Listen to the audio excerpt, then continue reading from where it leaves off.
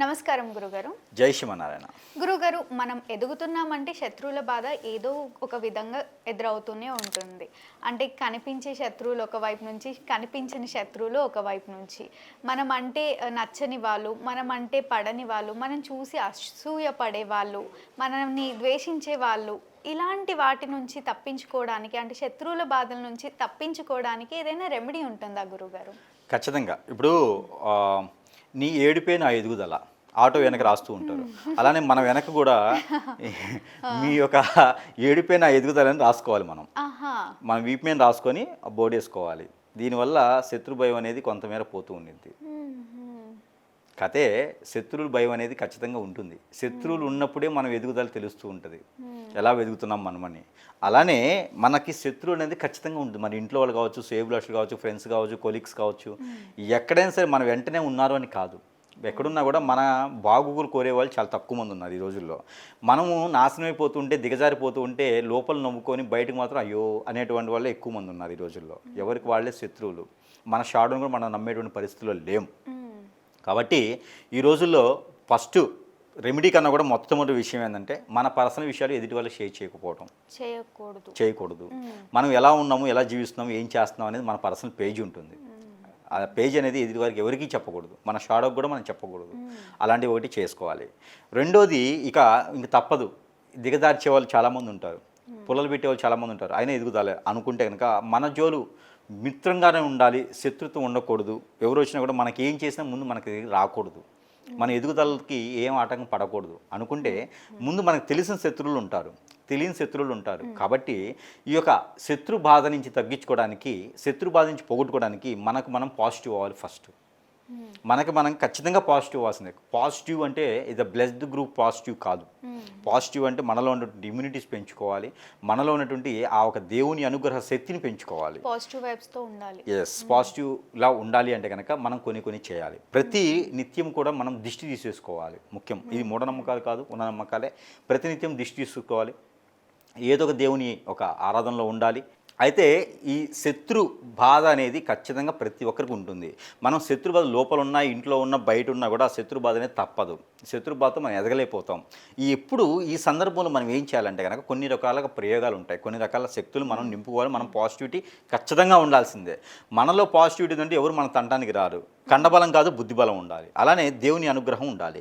అలానే దేవుని అనుగ్రహంతో పాటు మనకు కూడా కొంత శక్తిని నింపుకోవాలి. కాబట్టి వాటన్నింటిలో కన్నా కూడా మన దగ్గర కొన్ని వస్తువులు ఉన్నాయి, కొన్ని మంత్రోచ్చారణతో ఉన్నాయి, కొన్ని పరిహారాలు కూడా చేసుకుంటే సరిపోతుంది వారికి వారే. అలాంటిది శత్రు భయాన్ని నివారణ చేయాలి అంటే కనుక, శత్రువులు ఉండి వారికి ఏం చేయలేకపోతున్నాం అనుకుంటే కనుక 2 పరిహారాలు ఉన్నాయి. ఒకటి, మన దగ్గర అయితే ప్రతి ఒక్కరు ఇంట్లో ఉంటాం, సాయంత్రం కల్లా ఇంటికి వచ్చేస్తాం. కాబట్టి ఇంటికి అష్టదిబ్బందన 3 పని ఉంటుంది మనకి. ఇలాగా ఇక క్లాత్ ఇలా ఉంటుంది, యంత్రంతో ఉంటుంది. ఇలాగా మూలికలు ఉంటాయి. ఈ 23 రకాల మూలికలు, ఈ 23 రకాల చెట్టు క్రియలు అన్నమాట ఇవన్నీ. ఇవి మంత్రోచ్చారణ చేసి ఇంటికి సింహద్వారాన్ని కట్టుకోవాలి. ఇంటికి సింహద్వారాన్ని కట్టినట్టయితే దీనివల్ల శత్రు భయం అనేది కొంతమేర పటాపంచలైపోతుంది. వారు ఏ క్రియ లాంటివి చేయిస్తే కూడా ఆ ఇంట్లో ఉంటాం కాబట్టి మన దగ్గరికి రావు.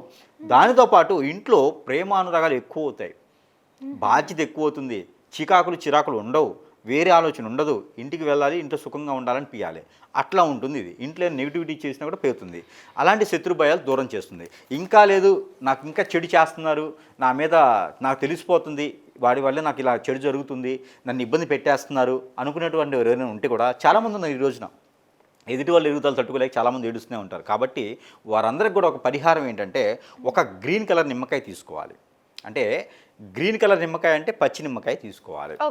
ఆ పచ్చి నిమ్మకాయ తీసుకొని వారికి వారే దిష్టి తీసేసుకొని దూరంగా ఎక్కడికైనా వెళ్ళేసి, ఇంటికి దూరంగా వెళ్ళేసి, ఎవరైతే నాకు చెడు చేయకూడదు, ఎవరైతే శత్రువులు ఉన్నారో వారంతా కూడా నా దగ్గర జోలు రాకూడదు, వారు ఒకవేళ ఏమైనా చేయిస్తే కూడా నా దాకా రాకూడదు అని ఇష్టదైవానికి దండం పెట్టుకొని ఆ నిమ్మకాయని కాలి కింద, ఎడం కాలి కింద వేసి తొక్కేసేయాలి, వెనక్కి తిరిగి చూడకుండా వెళ్ళిపోవాలి. ఇదొకటి. ఈ తర్వాత మనకి ఒకప్పుడు పొగాకు అని ఉండేది, ఆ పొగాకు ఇప్పుడు లేదు. కాబట్టి సిగరెట్స్ ఉంటాయి, బీడీలు ఉంటాయి. ఈ బీడీలు సిగరెట్తో కూడా దిష్టి తీసేసుకొని అవి 3 దారులు కలిసిన దగ్గర పెట్టేసి అటు ఇటు ఒక 3 సార్లు దాటి చెప్పాలి, ఎలాంటి దిష్టి దోషాలు నాకు రాకుండా ఉండాలి, అగ్నిహోత్రంగా వెళ్ళిపోవాలని చెప్పేసి అని దాటేసి మనం వెనక్కి తీసి చూడకుండా వచ్చేయాలి. వచ్చేసి కాళ్ళు మొహం కడుక్కుంటే కనుక ఈ యొక్క దిష్టి దోషాలన్నీ అయితే మనకు రాకుండా ఉంటుంది. శత్రు భయం అనేది దూరం అవుతుంది. ఇంకా శత్రువులు ఇబ్బంది పెడుతున్నారు, ప్రాణ భయం ఉంది అనుకుంటే కనుక ఆ నిమ్మకాయ 4 పక్షాలు చేయాలి. సగానికి కోయాలి, 4 పక్షాలు చేసి దాంట్లో ఉప్పు పోయాలి. ఉప్పు పోసి దాంట్లో తెల్ల ఆవాలు కొన్ని వేయాలి, పసుపు వేయాలి. దాంట్లో ఈ శత్రువు ఉన్నటువంటి ఫోటో ఒకటి దాంట్లో పెట్టాలి. పెట్టేసి నల్ల దారం చుట్టేసి మనకి ధర్మస్థలాలని ఉంటాయి. ఇది చాలా పెద్ద రెమెడీ అండి. ఇది ఎవరైనా చేస్తే ఎదుటి వాడు ఇంకా అంతే సంగతులు, వీళ్ళ జోలు కాదు కదా, ఇంకెవరు జోలు వెళ్ళరు. అంత భయభ్రాంతులు అయితేనే చేయాలి ఈ రెమెడీ. అయితే ఇది ధర్మస్థలాలు ఉంటాయి. ఈ ధర్మస్థలాల్లో మనము ఈ నిమ్మకాయ మీద పేరు చదవాలి, ఒకటి మంత్రం ఉంటుంది. ఆ మంత్రం చెప్పలేండి, చెప్తే కూడా ఇంక చాలామందిని చేసేటువంటి విధానం ఉంటుంది. అది లాక్ పెడదాము. ఎవరైనా అవసరం ఉంది గురువుగారు అంటే అప్పుడు ఆ మంత్రము మనము వివరించేద్దాము. కాల్లో చెప్పొచ్చు.